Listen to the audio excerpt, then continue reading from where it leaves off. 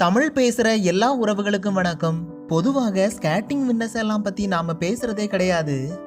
அந்த வகையில தான் ஸ்வேதா என்கிற இளம் பெண் பத்தி தான் இன்னைக்கு நாம பார்க்க போறோம். ஸ்பெயின் நாட்டுல பார்சிலோனாவில் நடைபெற்ற வேர்ல்டு ரோலர் ஸ்கேட்டிங்ல இந்தியா சார்பாக பங்கெடுத்தவங்க தான் இந்த ஸ்வேதா.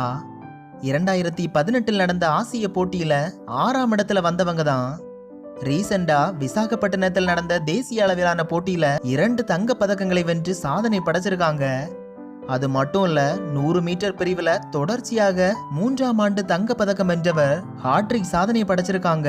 இவங்களோட 2 அடையாளங்கள் என்றால், உலக அளவிலும் ஆசிய அளவிலும் நடக்கும் ஸ்கேட்டிங் போட்டிகள்ல இந்தியா சார்பாக பங்கேற்று வெற்றி பெற்றவங்க. இரண்டாவதா அவங்களோட சொந்த தம்பியை கூட மாரத்தான் ஸ்கேட்டிங் நட்சத்திரமாக உருவாக்கியது. இவங்களோட மறக்க முடியாத அனுபவங்கள் தான் நமக்கு கூட ஒரு பாடமாக இருக்கலாம். அதாவது பல பிரிவுகள்ல காலிறுதி, அரையிறுதி என்று வென்று இறுதி போட்டியில ஸ்கேட்டிங் செய்யும் போது அதுல நான் வெற்றியை தொடுவதற்கு சில தொலைவுக்கு முன்பாகவே விழுந்து மோசமாக காயமடைந்திருக்கிறேன். பல முறை போட்டியை முழுமையாக முடிக்காமலே வெளியேறி இருக்கிறேன். அம்மா தான் எனக்கு எல்லாமே ஊக்கப்படுத்துவாங்க. அதாவது பயிற்சியாளர்கள் வழிகாட்டுதல் இல்லை என்றால் என்னால இந்த அளவுக்கு சாதிக்கவே முடியாது. அது மட்டும் இல்ல, என்னோட ரோல் மாடல் கூட குத்துச்சண்டை வீரர் மேரிகோம் தான். என்னோட வெற்றிக்கு பின்னால என்னோட பயிற்சியாளர்கள் இருந்தாலும் என்னோட வெற்றியின் மூல காரணமே எங்க அம்மா தான். அதாவது நான் பயிற்சி எடுக்கும் நாளிலிருந்து வெற்றிகளை குவிக்கும் நாள் வரை மிக பெரிய உந்து சக்தியாக இருந்ததே எங்க அம்மா என்று நெகிழ்ச்சியான பதிவை சொல்றாங்க.